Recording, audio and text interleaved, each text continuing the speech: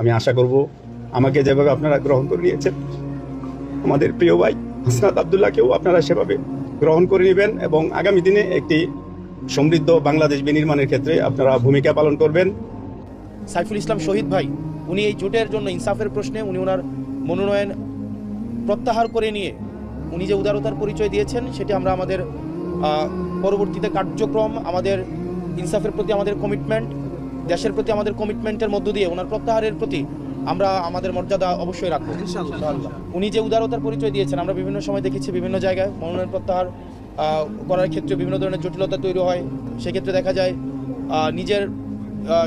নিজের যেই পরিশ্রম ত্যাগকে বড় করে দেখা হয়, কিন্তু আমরা দেখেছি যে উনি দীর্ঘ 1.5 বছরের বেশি সময় ধরে উনি দেবিদ্বারের পথে প্রান্তর এক প্রান্ত থেকে আরেক প্রান্ত ছুটে বেরিয়েছে। আমরা জানি যে একটা নির্বাচনের জন্য এই পরিশ্রম কিন্তু অনেক বেশি, কিন্তু উনি দুইবারের জন্য ভাবে নাই।